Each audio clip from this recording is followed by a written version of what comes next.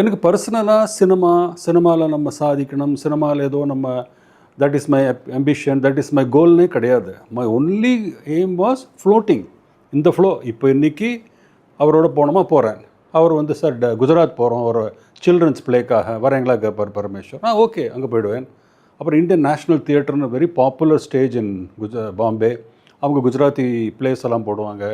தி great அப்போ இருக்கிற பிரவீன் ஜோஷி, அரவிந்த் ஜோஷி மாதிரி கிரேட் ஆக்டர்ஸ் அவளோட பிளே போய் பார்ப்பேன். என்ன மாதிரி ஆகிடுவேன். என்ன பியூட்டிஃபுல் பிளே எல்லாம் அதுதான் பிளே.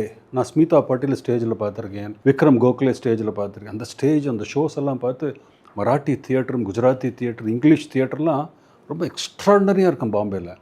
ஸோ அந்த இது வந்து எனக்கு பாதிப்பு. நல்ல இந்த பிளேயும் அந்த அவளோட தீம்ஸ் எல்லாம் இன்ட்ரெஸ்டிங்காக இருந்தது. பட் அப்போ கூட நம்ம ஏதோ சினிமாவில் வரப்போகிறோங்கிற திங்கிங்கே கிடையாது. சரி காலேஜ் படிச்சுட்டு இருக்கோம். செகண்ட் இயரில் ஃபாதர் என்ன நினச்சார், என் ஃபாதர் இந்த மாதிரி நான் பாட்டுக்கு ஏதோ ட்ராமா சுற்றின்னு இருக்கானே, இவனுக்கு ஏதோ ஒரு வேலை வாங்கி கொடுக்கலான்னு சொல்ல ஐடியா பண்ணி மிஸ்டர் கோபாலகிருஷ்ணன் ராஜஸ்ரீ ப்ரொடக்ஷன்ஸில் ஜெனரல் மேனேஜராக இருந்தார். என் ஃபாதர் சொல்லி இவனுக்கு ஒரு ஜாப் அங்கே கொடுங்க அப்படின்னாரு. ஸோ நான் காமர்ஸ் ஸ்டூடெண்ட், ஏதோ அக்கௌண்ட்ஸ் தெரியும் எனக்கு ரொம்ப நினச்சிட்டு அப்பா வந்து என்ன இவன் வந்து அக்கௌண்ட்ஸ்க்கு ஒரு ஜாப் அங்கே வேக்கன்சி இருக்குது பிரசாத் ப்ரொடக்ஷன்ஸில். எல்வி பிரசாத் சார் ஆஃபீஸ் பாம்பேயில் தார்தேவ்ங்கிற இடத்துல உண்டு. அங்கே அக்கௌண்டண்ட்டுக்கு ஒரு கேஷியர் மாதிரி ஒரு ரோலுக்கு ஒருத்தர் வேணும்னு சொன்ன உடனே என்னை வந்து டேக்கப் பண்ண சொன்னார்.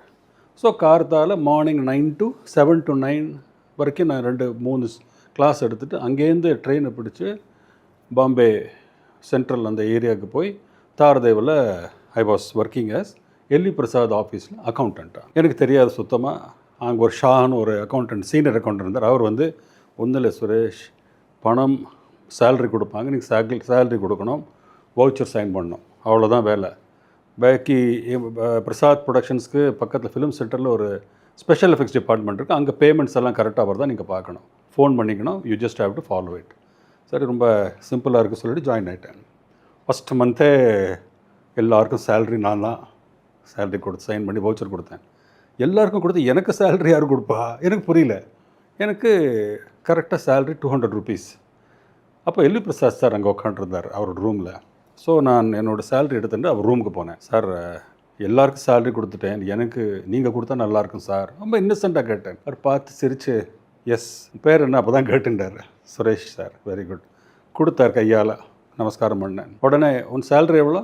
200. அடுத்த மாதத்துலேருந்து உனக்கு 250 அப்படின்னு ஒரு ஏதோ ஒரு அன்பில் அவர் சொல்லிட்டார். ஆனால் அந்த தொடர்பு, அந்த மீட்டிங், அங்கேருந்து அவரோட நான் ட்ராவல் பண்ண போகிறேன்னு ஒரு லைஃப்லங்கிறது எனக்கு தெரியாது. பட் ஓகே அக்கௌண்டண்ட்டாக இருக்கும், அங்கே வேலை ஆரம்பிச்சு.